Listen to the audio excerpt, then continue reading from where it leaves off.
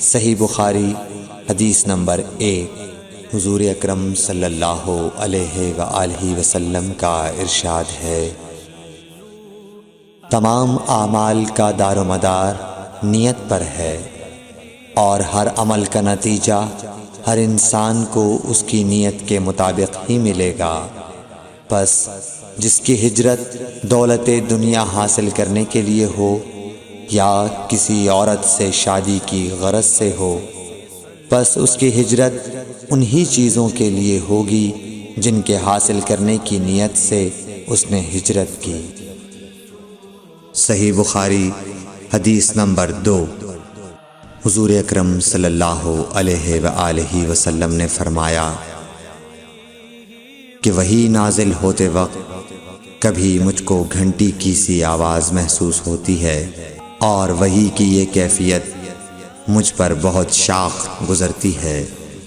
جب یہ کیفیت ختم ہوتی ہے تو میرے دل و دماغ پر اس فرشتے کے ذریعے نازل شدہ وحی محفوظ ہو جاتی ہے، اور کسی وقت ایسا ہوتا ہے کہ فرشتہ بشکل انسان میرے پاس آتا ہے اور مجھ سے کلام کرتا ہے، پس میں اس کا کہا ہوا یاد رکھ لیتا ہوں۔ صحیح بخاری حدیث نمبر 3۔ حضرت صلی اللہ علیہ وآلہ وسلم پر وحی کا ابتدائی دور اچھے سچے پاکیزہ خوابوں سے شروع ہوا۔ آپ خواب میں جو کچھ دیکھتے وہ صبح کی روشنی کی طرح صحیح اور سچا ثابت ہوتا۔ پھر من جانب قدرت آپ تنہائی پسند ہو گئے، اور آپ نے غار حرا میں خلوت نشینی اختیار فرمائی، اور کئی دن اور رات وہاں مسلسل عبادت اور یاد الہی و ذکر میں مشغول رہنے لگے۔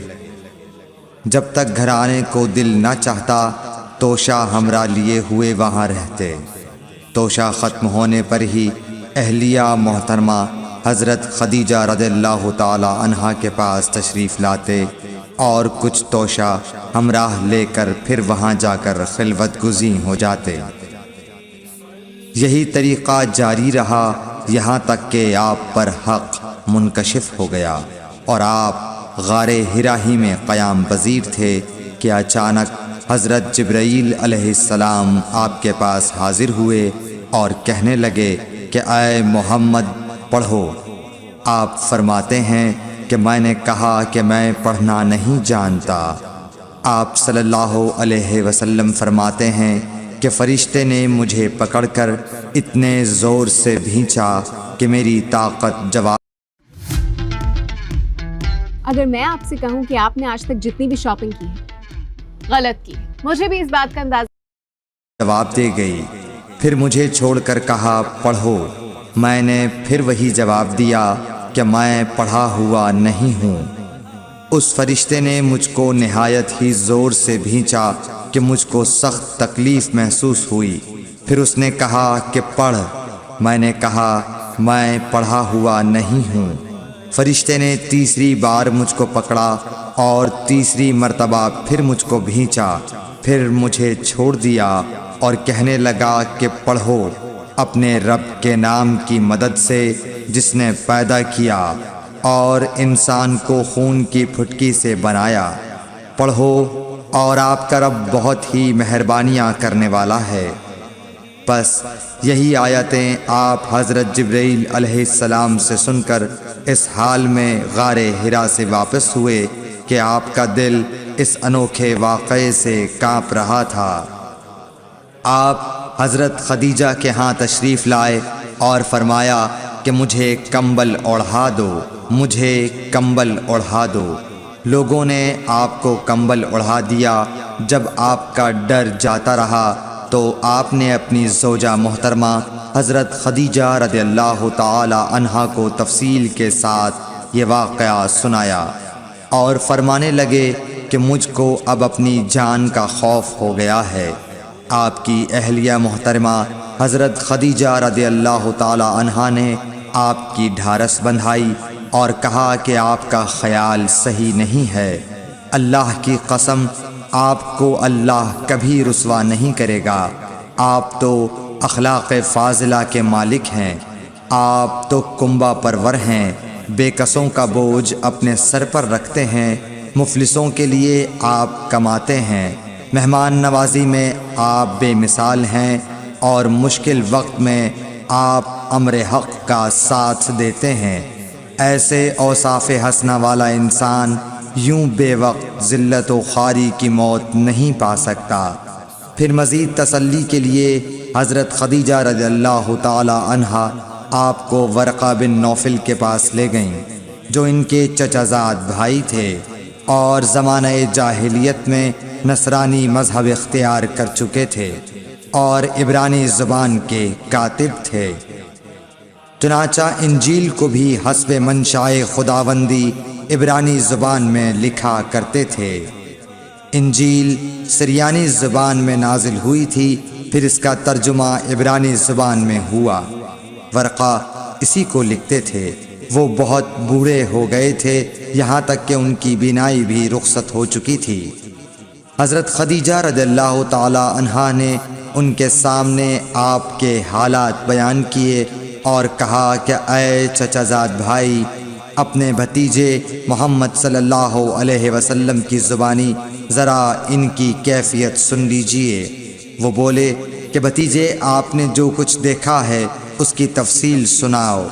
چنانچہ آپ صلی اللہ علیہ وآلہ وسلم نے از اول تا آخر پورا واقعہ سنایا، جسے سن کر ورقہ بے اختیار ہو کر بول اٹھے کہ یہ تو وہی ناموس معزز رازدان فرشتہ ہے جسے اللہ نے حضرت موسیٰ علیہ السلام پر وحی دے کر بھیجا تھا۔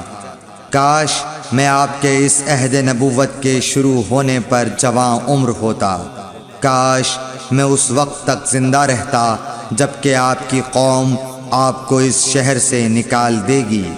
رسول کریم صلی اللہ علیہ وآلہ وسلم نے یہ سن کر تعجب سے پوچھا کہ کیا وہ لوگ مجھ کو نکال دیں گے، حالانکہ میں تو ان میں صادق و امین و مقبول ہوں۔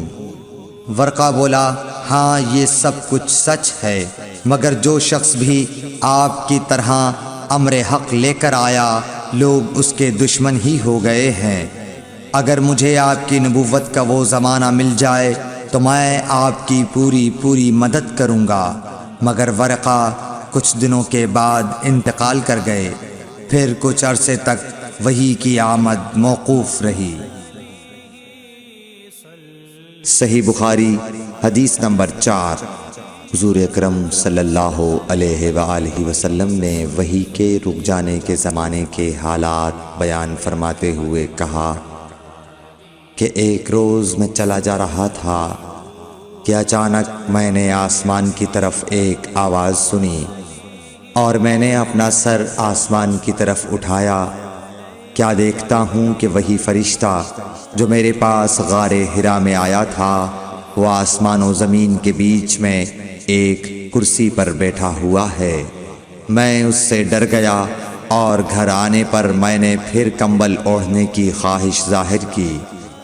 اس وقت اللہ پاک کی طرف سے یہ آیات نازل ہوئیں، اے لحاف اوڑھ کر لیٹنے والے، اٹھ کھڑا ہو اور لوگوں کو عذاب الہی سے ڈرا، اور اپنے رب کی بڑائی بیان کر، اور اپنے کپڑوں کو پاک صاف رکھ اور گندگی سے دور رہ۔ اس کے بعد وہی تیزی کے ساتھ پے در پے آنے لگی۔ صحیح بخاری حدیث نمبر 5۔ رسول اللہ صلی اللہ علیہ وآلہ وسلم نزول قرآن کے وقت بہت سختی محسوس فرمایا کرتے تھے، اور اس کی علامتوں میں سے ایک یہ تھی کہ یاد کرنے کے لیے آپ اپنے ہونٹوں کو ہلاتے تھے۔ ابن عباس رضی اللہ تعالیٰ عنہ نے کہا، میں اپنے ہونٹوں کو ہلاتا ہوں جس طرح آپ ہلاتے تھے۔ سعید کہتے ہیں، میں بھی اپنے ہونٹ ہلاتا ہوں جس طرح ابن عباس رضی اللہ تعالیٰ عنہ کو میں نے ہلاتے دیکھا۔ پھر انہوں نے اپنے ہونٹ ہلائے۔ ابن عباس رضی اللہ تعالیٰ عنہ نے کہا، پھر یہ آیت اتری کہ اے محمد، قرآن کو جلد جلد یاد کرنے کے لیے اپنی زبان نہ ہلاؤ، اس کا جمع کر دینا اور پڑھا دینا ہمارا ذمہ ہے۔ حضرت ابن عباس رضی اللہ تعالی عنہ کہتے ہیں، یعنی قرآن آپ صلی اللہ علیہ وآلہ وسلم کے دل میں جمع دینا اور پڑھا دینا ہمارے ذمہ ہے۔ پھر جب ہم پڑھ چکے تو اس پڑھے ہوئے کی اتباع کرو۔ ابن عباس رضی اللہ تعالی عنہ فرماتے ہیں، اس کا مطلب یہ ہے آپ اس کو خاموشی کے ساتھ سنتے رہو، اس کے بعد مطلب سمجھا دینا ہمارے ذمہ ہے۔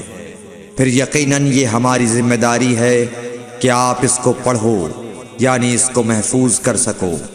چنانچہ اس کے بعد جب آپ کے پاس حضرت جبرائیل علیہ السلام وحی لے کر آتے تو آپ توجہ سے سنتے، جب وہ چلے جاتے تو رسول اللہ صلی اللہ علیہ وسلم اس وحی کو اس طرح پڑھتے جس طرح حضرت جبرائیل علیہ السلام نے اسے پڑھا تھا۔ صحیح بخاری حدیث نمبر 6۔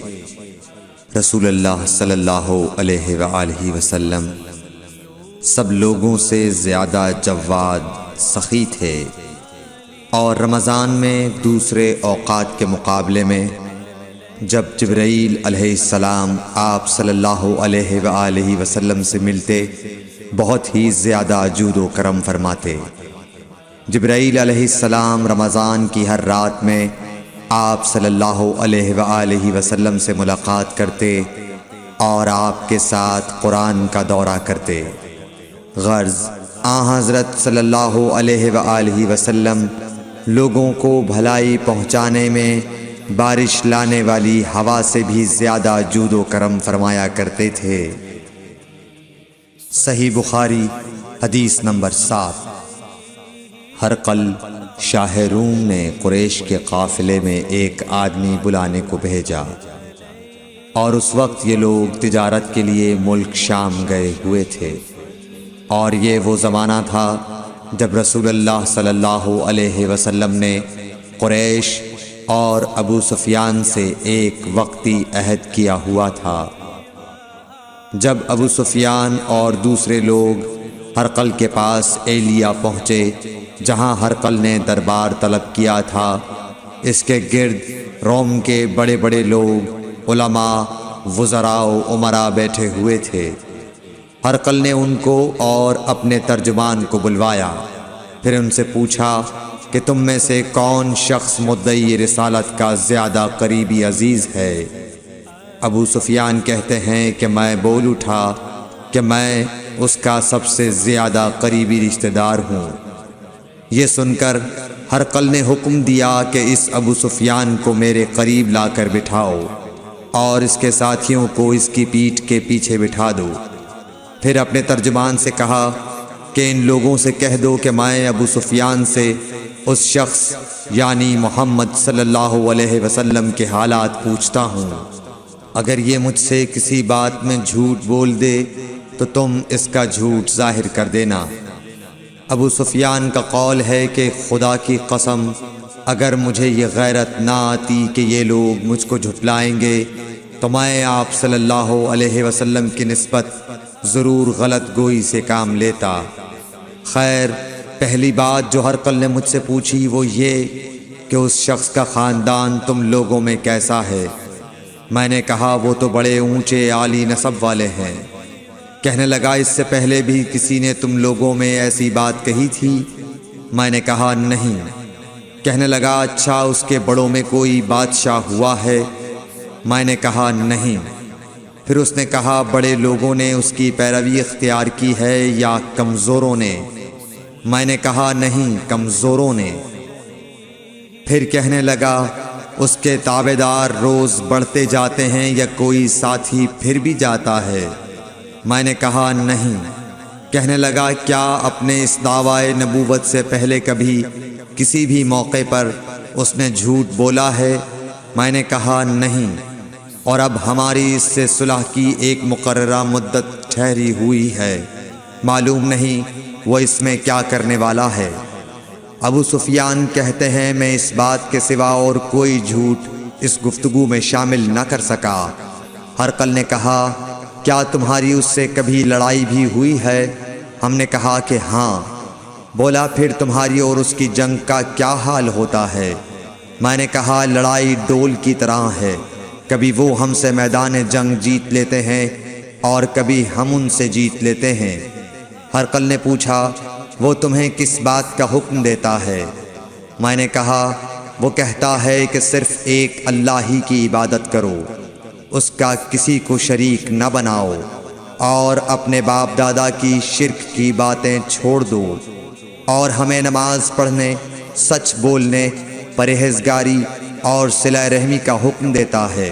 یہ سب سن کر پھر ہرقل نے اپنے ترجمان سے کہا کہ ابو سفیان سے کہہ دے کہ میں نے تم سے اس کا نسب پوچھا تو تم نے کہا کہ وہ ہم سے عالی نسب ہے، اور پیغمبر اپنی قوم میں عالی نسب ہی بھیجے جایا کرتے ہیں۔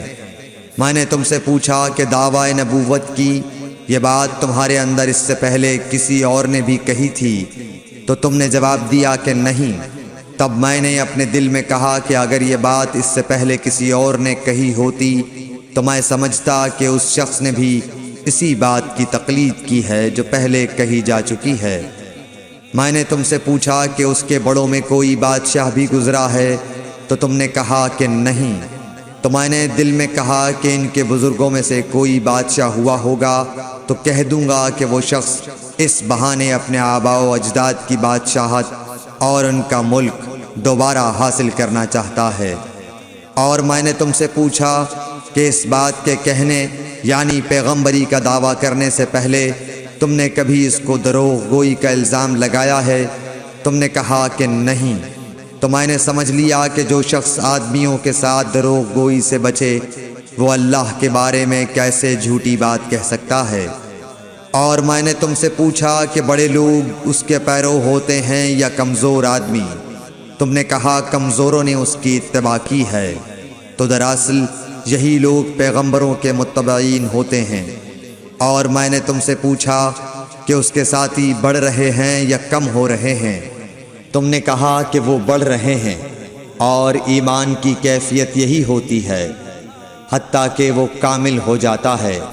اور میں نے تم سے پوچھا کہ آیا کوئی شخص اس کے دین سے ناخوش ہو کر مرتد بھی ہو جاتا ہے؟ تم نے کہا نہیں۔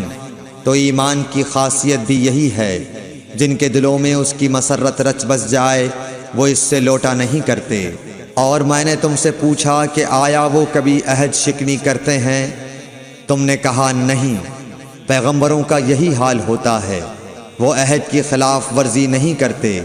اور میں نے تم سے کہا کہ وہ تم سے کس چیز کے لیے کہتے ہیں؟ تم نے کہا کہ وہ ہمیں حکم دیتے ہیں کہ اللہ کی عبادت کرو، اس کے ساتھ کسی کو شریک نہ ٹھہراؤ، اور تمہیں بتوں کی پرستش سے روکتے ہیں، سچ بولنے اور پرہیزگاری کا حکم دیتے ہیں۔ لہٰذا اگر یہ باتیں جو تم کہہ رہے ہو سچ ہیں تو ان قریب وہ اس جگہ کا مالک ہو جائے گا کہ جہاں میرے یہ دونوں پاؤں ہیں۔ مجھے معلوم تھا کہ وہ پیغمبر آنے والا ہے، مگر مجھے یہ معلوم نہیں تھا کہ وہ تمہارے اندر ہوگا۔ اگر میں جانتا کہ اس تک پہنچ سکوں گا تو اس سے ملنے کے لیے ہر تکلیف گوارا کرتا۔ اگر میں اس کے پاس ہوتا تو اس کے پاؤں دھوتا۔ ہرقل نے رسول اللہ صلی اللہ علیہ وسلم کا وہ خط منگایا جو آپ نے وحیہ کلبی رضی اللہ تعالیٰ عنہ کے ذریعے حاکم بصرہ کے پاس بھیجا تھا، اور اس نے وہ ہرقل کے پاس بھیج دیا تھا۔ پھر اس کو پڑھا تو اس میں لکھا تھا، اللہ کے نام کے ساتھ جو نہایت مہربان اور رحم والا ہے۔ اللہ کے بندے اور اس کے پیغمبر محمد صلی اللہ علیہ وسلم کی طرف سے یہ خط ہے شاہ روم کے لیے۔ اس شخص پر سلام ہو جو ہدایت کی پیروی کرے۔ اس کے بعد میں آپ کے سامنے دعوت اسلام پیش کرتا ہوں۔ اگر آپ اسلام لے آئیں گے تو دین و دنیا میں سلامتی نصیب ہوگی، اللہ آپ کو دوہرا ثواب دے گا، اور اگر آپ میری دعوت سے روگردانی کریں گے تو آپ کی رعایا کا گناہ بھی آپ ہی پر ہوگا۔ اور اے اہل کتاب، ایک ایسی بات پر آ جاؤ جو ہمارے اور تمہارے درمیان یکساں ہے، وہ یہ کہ ہم اللہ کے سوا کسی کی عبادت نہ کریں اور کسی کو اس کا شریک نہ ٹھہرائیں، اور نہ ہم میں سے کوئی کسی کو خدا کے سوا اپنا رب بنائے۔ پھر اگر وہ اہل کتاب اس کتاب سے منہ پھیر لیں تو مسلمانوں، تم ان سے کہہ دو کہ تم مانو یا نہ مانو، ہم ایک خدا کے اطاعت گزار ہیں۔ ابو سفیان کہتے ہیں، جب ہرقل نے جو کچھ کہنا تھا کہہ دیا اور خط پڑھ کر فارغ ہوا تو اس کے ارد گرد بہت شور و غوغا ہوا، بہت سی آوازیں اٹھیں اور ہمیں باہر نکال دیا گیا۔ تب میں نے اپنے ساتھیوں سے کہا کہ ابو کبشہ کے بیٹے حضرت صلی اللہ علیہ وسلم کا معاملہ تو بہت بڑھ گیا، دیکھو تو اس سے بنی اصفر روم کا بادشاہ بھی ڈرتا ہے۔ مجھے اس وقت سے اس بات کا یقین ہو گیا کہ حضور صلی اللہ علیہ وسلم عنقریب غالب ہو کر رہیں گے، حتیٰ کہ اللہ نے مجھے مسلمان کر دیا۔ راوی کا بیان ہے کہ ابن ناطور ایلیا کا حاکم ہرقل کا مصاحب اور شام کے نصارہ کا لاٹ پادری بیان کرتا تھا کہ ہرقل جب ایلیا آیا ایک دن صبح کو پریشان اٹھا تو اس کے درباریوں نے دریافت کیا کہ آج ہم آپ کی حالت بدلی ہوئی پاتے ہیں، کیا وجہ ہے؟ ابن ناطور کا بیان ہے کہ ہرقل نجومی تھا، علم نجوم میں وہ پوری مہارت رکھتا تھا۔ اس نے اپنے ہم نشینوں کو بتایا کہ میں نے آج رات ستاروں پر نظر ڈالی تو دیکھا کہ ختنہ کرنے والوں کا بادشاہ ہمارے ملک پر غالب آ گیا ہے۔ بھلا اس زمانے میں کون لوگ ختنہ کرتے ہیں؟ انہوں نے کہا کہ یہود کے سوا کوئی ختنہ نہیں کرتا، سو ان کی وجہ سے پریشان نہ ہوں۔ سلطنت کے تمام شہروں میں یہ حکم لکھ بھیجیے کہ وہاں جتنے یہودی ہوں سب قتل کر دیے جائیں۔ وہ لوگ انہی باتوں میں مشغول تھے کہ ہرقل کے پاس ایک آدمی لایا گیا جسے شاہ غسان نے بھیجا تھا۔ اس نے رسول اللہ صلی اللہ علیہ وسلم کے حالات بیان کیے۔ جب ہرقل نے سارے حالات سن لیے تو کہا کہ جا کر دیکھو وہ ختنہ کیے ہوئے ہے یا نہیں۔ انہوں نے اسے دیکھا تو بتلایا کہ وہ ختنہ کیا ہوا ہے۔ ہرقل نے جب اس شخص سے عرب کے بارے میں پوچھا تو اس نے بتلایا کہ وہ ختنہ کرتے ہیں۔ تب ہرقل نے کہا کہ یہی محمد صلی اللہ علیہ وسلم اس امت کے بادشاہ ہیں جو پیدا ہو چکے ہیں۔ پھر اس نے اپنے ایک دوست کو رومیہ خط لکھا اور وہ بھی علم نجوم میں ہرقل کی طرح ماہر تھا۔ پھر وہاں سے ہرقل حمص چلا گیا۔ ابھی حمص سے نکلا نہیں تھا کہ اس کے دوست کا خط اس کے جواب میں آ گیا۔ اس کی رائے بھی حضور صلی اللہ علیہ وسلم کے ظہور کے بارے میں ہرقل کے موافق تھی کہ محمد صلی اللہ علیہ وسلم واقعی پیغمبر ہیں۔ اس کے بعد ہرقل نے روم کے بڑے آدمیوں کو اپنے حمص کے محل میں طلب کیا اور اس کے حکم سے محل کے دروازے بند کر لیے گئے۔ پھر وہ اپنے خاص محل سے باہر آیا اور کہا، اے روم والو، کیا ہدایت اور کامیابی میں کچھ حصہ تمہارے لیے بھی ہے؟ اگر تم اپنی سلطنت کی بقا چاہتے ہو تو پھر اس نبی صلی اللہ علیہ وسلم کی بیعت کر لو اور مسلمان ہو جاؤ۔ یہ سننا تھا کہ پھر لوگ وحشی گدھوں کی طرح دروازوں کی طرف دوڑے، مگر انہیں بند پایا۔ آخر جب ہرقل نے اس بات سے ان کی یہ نفرت دیکھی اور ان کے ایمان لانے سے مایوس ہو گیا